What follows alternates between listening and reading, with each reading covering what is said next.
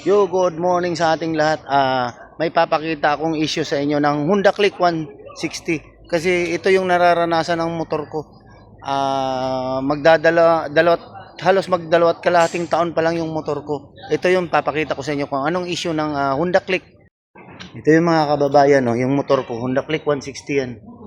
Papakita ko sa inyo kung anong issue ng Honda Click 160 or anong mga Honda or 125 ganito. Buti na hindi to humiwalay sa akin itong motor na to, hindi naputol yung ulo at saka yung katawan. Nandito ako ngayon sa shop. Papashop ko yung motor na to. Ayun oh, ganito kakalawang. Ganito ang nipis ng niya, chassis niya. Ayun. Ayun, buti nga natanggal na yung cover niya. Ito yung fairings niya.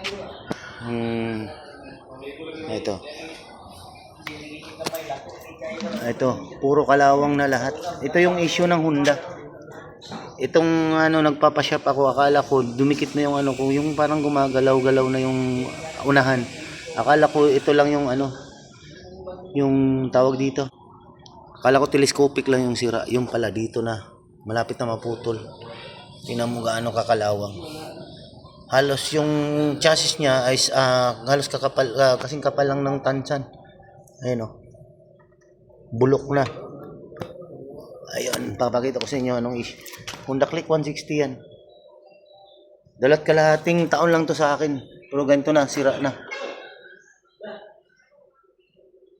Sa mga nagbabalak kumukuha ng Honda Click dyan, ito yung issue ng motor na to. Ayun oh.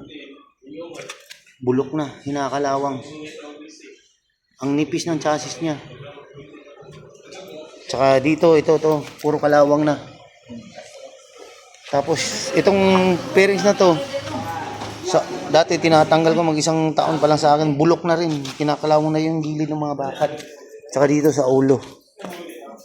Pudpud na rin to, may kalawang na rin dyan. Hindi naman naabot ng tubig to pagka may baha. Lalo ito.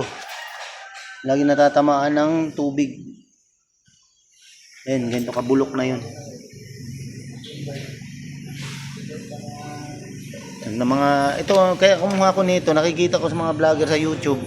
Maganda daw yung Honda Click 160. Version 1 nga pala tong akin. 2023. Ay, kuya. Ito yung gagawa ng motor natin. Si kuya. Ayun. Papagawa nito 3.5. Tinawaran ko 3,000 na lang. Ngayon lang gagawin to dahil nung nasira ito is nung December 30. Wala akong motor nung magbagong taon. Ayun. Yun yung unit natin. Yung fairings niya natanggal na. Sa mga nagbabalak dyan kumukuha ng Honda Click. Ewan ko lang, ito yung nararanasan ko. Pang 10 na daw ako nito nung nung nagpa-shop, nagpa-kuano ko ng mekaniko. Ito yun oh. Ito kabulok. Ito kapangit yung Honda Click. Ibala ko nito pag naayos to, bibenta ko tong motor na to. Dahil nung cash nito nung 2023 version 1 tong na Honda Click 160 is 126. Pag naayos na to, bibenta ko to ng 70 lang. Kuha akong Yamaha. Ayun, ganito kapangit yung tingnan nyo ha. Oh, Honda Click 160 yan. Ayun oh, mga kababayan. Napakabago pa nito, makintab pa yung Honda Click 160 yan ha. Ito yung issue ng Honda Click. Ayun oh. Pinapagawa ko sa shop ngayon. Ayun. Ang laki ng gastos. Ayun oh. Mga kababayan oh. Ito yung sa tawag dito, yung footboard. Yung kinakabitan ng footboard. Sa kabila, tanggal na. Napudpud na. Ito yun. Dito yun. Wala na. Bulok na. Ayan, gagawin ni kuya. Ayun mga kababayan, napakanipis nung niya, chassis. Bulok na. Mag-ano pa lang to sa akin, halos 2 taon kalahati. At 2 years and 5 months pa lang sa akin to. Ganito na ang issue nitong motor na to. Nakakadismaya. Kasi nakikita ko sa mga vlogger sa YouTube, okay daw yung Honda Click 160. Yung makina niya okay naman, malakas ang umarangkada. Maganda yung makina, mabilis tumakbo. Pero ito lang yung issue. Ayun oh. Makikita nyo. Ayan. Pino-zoom ko yan para makita nyo kung sinong may gusto nagbabalak kumukuha ng Honda Click 160 or Honda Click na basta Honda Click. Ayun, ganito kapangit.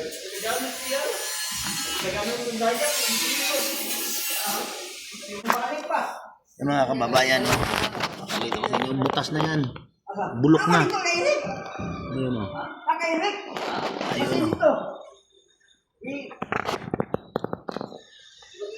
Ito mga kababayan, hindi mo mapapansin to na bulok na pala yung ilalim kasi di ba may cover yan. Ayan. Doon ko na nalaman nung binuksan na tinanggal na yung cover.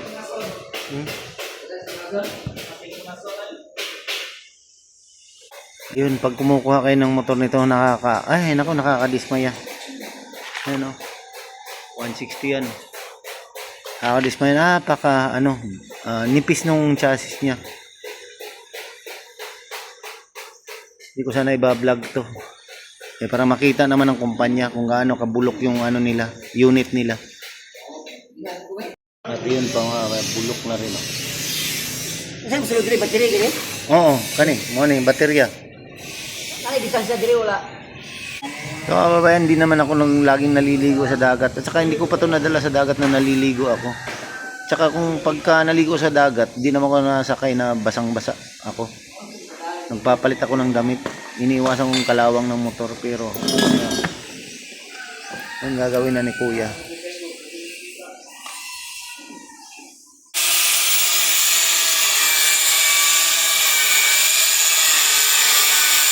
Yun yung Honda Click. Napakadali lang. Napakadali. Pinutol kagad. Naputol kagad. Yung kalipis yung niya. Chassis.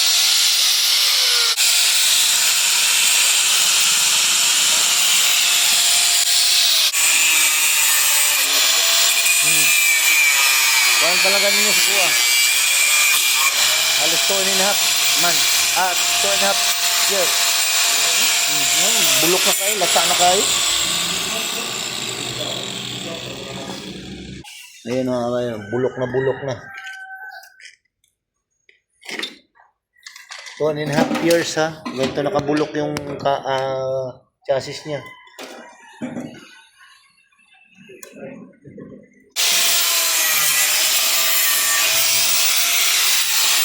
Yes, puputulin na to. Papalitan.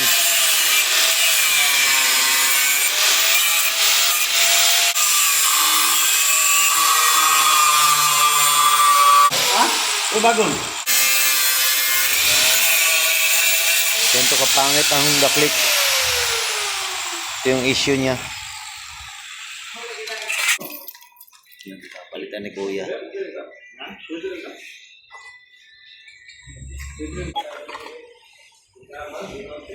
Nalagyan ni Kuya ng bakal ito, parang ang angle bar. Makapal. Ito nga pala ako nagpapagawa sa Rapol, Canabo City, Davao del Norte. Dito ako pinapagawa dahil sila ang pinakamagaling gumagawa ng ganito na mga issue. Ayun, sino mga taga Panabo dyan? Ayun o.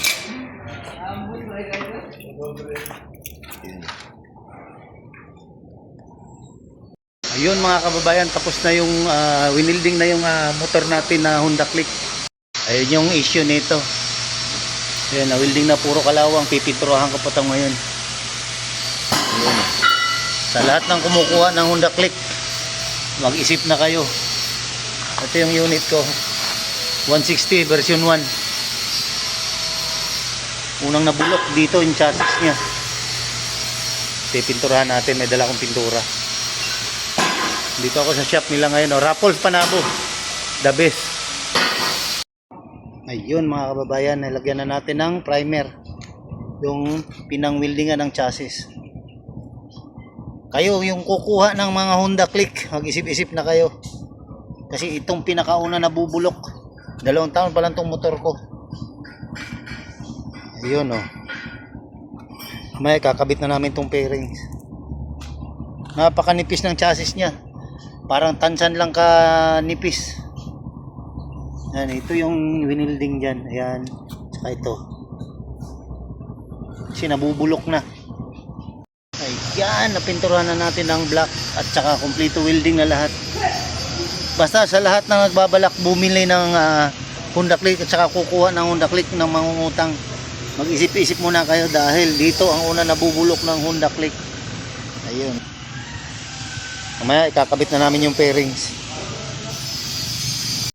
Ayun mga kababayan, okay na yung motor natin. Nailagay na yung mga fairings. Yun, sa lahat ng nagbabalak kukuha ng Honda Click, mag-isip-isip na kayo. Yun lang at thank you!